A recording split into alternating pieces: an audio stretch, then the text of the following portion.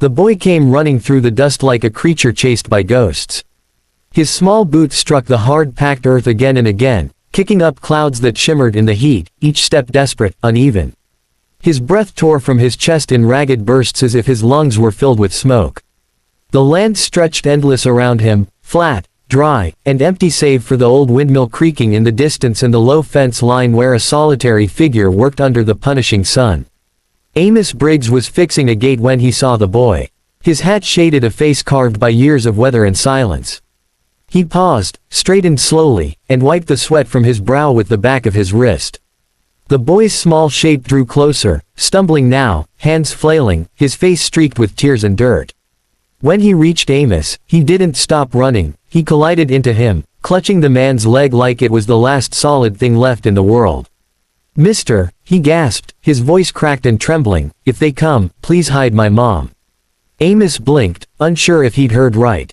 He knelt down, his knees creaking like rusted hinges, and placed a steady hand on the boy's shoulder.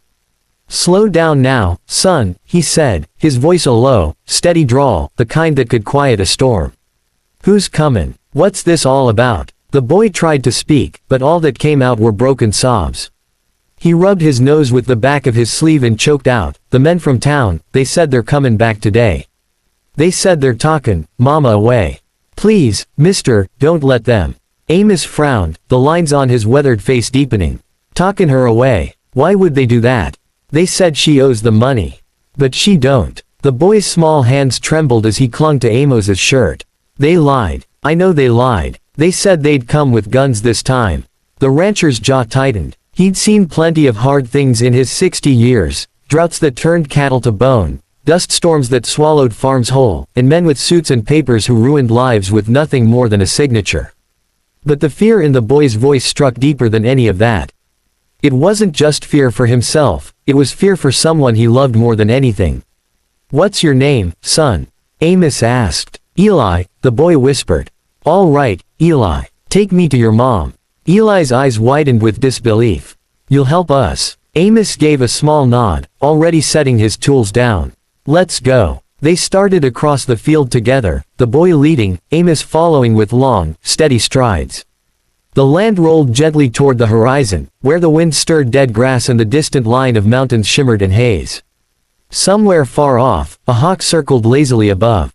The heat pressed down heavy, baking the earth, filling the air with the smell of dust and sage. Eli ran with renewed urgency, occasionally glancing back to make sure Amos was still coming. The rancher's steps were slow but sure, his boots thudding with the calm rhythm of a man who never rushed for anything, but there was steel in his eyes now, a purpose that hadn't burned there in years. After 10 minutes of walking, they came upon the shack, little more than 4 wooden walls leaning into the wind, with a tin roof that rattled in protest at every gust. Beside it sat a broken-down wagon and a few chickens scratching in the dirt. By the basin, a woman knelt, scrubbing clothes with tired hands.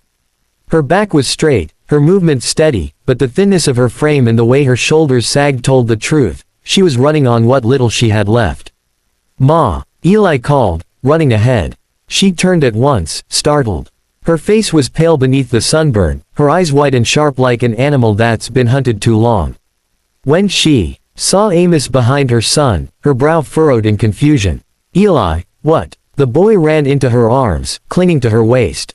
"I told him, Mama. I told the man to help us before they come." Clara froze, one hand resting protectively on her son's head. Her gaze met Amos's. "Mr. Briggs," she said cautiously, "I didn't mean for him to bother you." "Wasn't no bother," Amos replied. "He says some men are comin' for you." Clara's lips parted, but no words came at first. Then she exhaled, long and slow. "They came last week. Said my husband left debts before he passed. I didn't even know he had any. They said the land, the animals, everything, belonged to the bank now. I told them we'd leave quietly, but," her voice broke. "I've got nowhere else to go." Amos looked around. The place wasn't much, but it was something, a roof, a bit of soil, enough to start again if a person was willing to fight for it. He could see the effort in every board patched, every plant watered from the scarce well. She'd worked hard to survive here. And now men from town wanted to take it away. "Who are these men?" Amos asked. "2 of them. One's a banker, the other, well, I don't know what he is, but he carries a gun. Amos grunted. Figures. He adjusted his hat, glancing toward the horizon. They comin' today. She nodded faintly. They said before sundown. Then you stay put. Her eyes widened. What are you going to do? Not sure yet, he said, his tone even. But I'll be here when they come. Mr. Briggs, she protested softly, I can't ask you to get involved. You've got your own land, your own troubles. He shook his head. You didn't ask. Your boy did. For a moment, silence filled the air between them, broken only by the creak of the windmill and the rustle of dry grass. Clara looked down at her son, then back at Amos, something fragile flickering in her eyes, hope, or maybe disbelief that someone would still stand up for them. Thank you, she said finally, voice barely more than a whisper. Amos nodded once. Don't thank me yet. He turned and walked toward the fence line, his long shadow stretching across the dirt. Eli followed him a few steps before stopping. Mister, he called, voice small and uncertain. Will they hurt her? Amos stopped but didn't turn around. Not while I'm here, he said quietly. They'll have to go through me first. The boy's eyes filled with tears again, but this time they were different, relief mixed with awe. He ran back to his mother, burying his face in her skirt as she held him close. Far off, beyond the dry fields, a low rumble echoed, faint, but growing. Amos lifted his head, the sound unmistakable now, an engine grinding over the dirt road, slow and heavy. He felt the weight of the moment settle into his bones. He reached for the Winchester leaning against the shack wall and checked the chamber, not out of threat but out of habit. He wasn't looking for blood, he was looking for justice, for decency in a world that had long since forgotten it. As the engine noise drew nearer, the wind picked up, carrying with it the scent of rain that never came. Inside the shack, Clara pulled her boy close, whispering prayers into his hair. Outside, Amos Briggs planted his boots firm in the dirt, eyes fixed on the horizon. The dust rose higher now, swirling like smoke against the orange sun. The truck appeared, a black shape cresting the ridge, crawling closer. The boy pressed his face against the window, trembling. Clara's hand found his, squeezing hard. And Amos, the old rancher who had lived most of his life alone, stood silent and unflinching before the storm, whispering to himself, over my dead body. The truck rolled to a slow stop, its tires crunching over the gravel with the sound of finality. The low rumble of its engine seemed to vibrate through the ground, unsettling the dust that clung to the parched air. Amos Briggs stood in the open yard, the rifle resting easily across his chest. The heat pressed down hard, and the air shimmered around the three figures who now faced one another, the old rancher, and the two men who had come to collect what they thought was theirs. The first man stepped out, slamming the truck door behind him. He was tall and lean, dressed in a black suit that had seen better days, a wide-brimmed hat shielding his pale face from the sun. He carried a leather briefcase in one hand, a smirk on his lips that didn't reach his eyes. The second man, heavier and rougher, followed, a revolver hanging low on his hip, his expression bored, like a wolf yawning before the kill. Afternoon, the tall one called, his voice smooth, official. We're looking for Mrs. Clara Dean. This property is under foreclosure, and she's to vacate immediately. Amos didn't move. He shifted the toothpick in his mouth and said, You're standin' on my land. Whatever business you got, it's with me. The man blinked, momentarily thrown off. You're Mr. Briggs. That's right. Then you must know this woman's been living here illegally. Amos's expression didn't change. Ain't nothing illegal about helping a widow get back on her feet.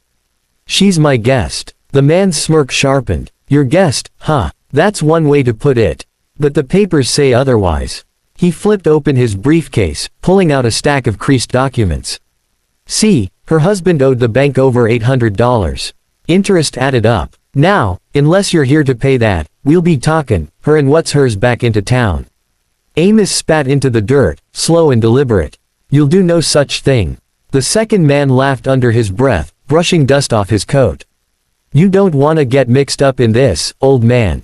She's just a squatter, and we got orders. Amos's eyes were steady as the rifle in his hands. Orders don't mean much out here unless a man's got the grit to enforce 'em. You think you got it? The gunman's grin faltered. He wasn't used to being challenged, least of all by a man who looked like he'd stepped out of another century. The tall one sighed, clearly annoyed. Look, sir, I don't want trouble. But the law is the law. Now, step aside before. Amos took one step forward. The motion was slow, deliberate, and heavy with the kind of authority that can't be faked. You ever raise cattle? He asked. The man blinked, thrown. What? Cattle, Amos said. You ever worked the land, broke your back in the dirt, seen something you built taken from you 'cause some man behind a desk decided you didn't deserve it anymore? The banker hesitated. I can't say I have. That's what I figured, Amos said, his voice like gravel sliding over steel. You fellas think land's just numbers on a page. But for folks like us, it's life itself. Blood, sweat, prayers, and graves. You come out here with your papers and your threats, but you don't understand what it means to lose something worth fighting for. The silence that followed was so thick the air seemed to stop moving. Even the cicadas quieted. The tall man cleared his throat and looked toward the shack, noticing the thin curtain shift. She's in there, isn't she? Amos didn't answer. The gunman stepped forward, his hand brushing the butt of his revolver. You gonna stop us from going in? Amos raised the rifle slightly, not aiming, not threatening, just holding it in the space between them, a silent declaration. You take one step closer, he said quietly, and we'll find out. The man froze. The sweat on his brow glistened under the sun, and for the first time, he looked uncertain. The banker scowled. You're interfering in legal affairs, Mr. Briggs. This could cost you. I've already paid for my piece, Amos replied. And I ain't about to let you steal someone else's. The tall man's patience was thinning. He looked over his shoulder at the gunman. He's bluffing. Move him aside. But the gunman didn't move. There was something in Amos's eyes, something steady and unshakable, that told him the old rancher wasn't bluffing. The way he stood, the set of his shoulders, the faint tremor of his jaw, it all spoke of a man who'd already made peace with whatever came next. Listen here, Amos said, his voice cutting through the air like a blade, you can tell your boss this land's off limits. You can come back with your sheriff, your papers, or your army, it won't matter. 'Cause you'll still have to go through me. The words hung there, quiet and deadly. The banker swallowed hard. For a long moment, he just stood, looking at the rifle, at the old man who held it, then back toward the shack. He saw the flicker of a small face peering out, the boy, eyes wide and wet, and maybe, for a split second, he remembered what it was like to be human. Fine, he muttered finally, snapping his briefcase shut. But we'll be back. And next time, we won't be so polite. Amos nodded once. Then you best bring a preacher with you. The banker frowned. Why's that? So he can pray for you when you cross that fence again. The words hit hard, flat and cold. Without another sound, the two men turned and climbed back into the truck. The engine sputtered to life, spitting smoke and dust as they pulled away. The black vehicle grew smaller and smaller, until it was just a dark speck swallowed by the horizon. Amos stood there long after they'd gone, the sun dipping low behind him, his long shadow stretching across the dirt. His rifle hung loosely in his hands now, but his eyes stayed fixed on the road. The stillness returned, heavy and familiar. From behind him came the creak of the door. Clara stepped out slowly, her hands trembling. They're gone, she whispered. For now, Amos said. She came closer, her face pale and streaked with dust. You shouldn't have done that, Mr. Briggs. They'll come back with lawmen, and when they do, it won't be words they use. He turned to her, his gaze steady. Ma'am, I've been standin' my ground longer than those men been alive. Lawmen don't scare me none. Clara's lips parted, but she couldn't speak. Her son appeared beside her, holding onto her skirt, eyes big as the moon. Amos looked down at him and gave a small nod. You're a brave boy, he said. Took guts to come all this way to find me. Eli smiled faintly. Mama says brave don't mean not scared. Amos chuckled softly. She's right about that. For a moment, the three of them just stood there in the fading light. The air cooled, carrying the faint scent of sage and dry rain. Clara's shoulders eased for the first time in weeks. The boy reached out, slipping his small hand into hers. Thank you, Clara said quietly. I don't know how to repay you. Don't need repayin', Amos said, tipping his hat. You just keep your boy safe, and that'll be enough. She looked out toward the horizon, where the dust trail had vanished. They'll come again. He nodded. Then they'll find me here. As the sun sank behind the mountains, Amos sat on the fence post with his rifle across his knees, his gaze fixed on the road. The boy watched from the doorway, his mother's arms wrapped around him. There was no fear left in his eyes now, only a quiet kind of awe. The land stretched out before them, painted gold and red by the dying light. Somewhere, a coyote howled in the distance. Amos didn't move. His silhouette was carved against the setting sun like a monument to something old and unyielding, the last line between the innocent and the cruel. And in the silence of that evening, with the wind whispering through the grass, the boy understood what it meant when a man said, "Over my dead body."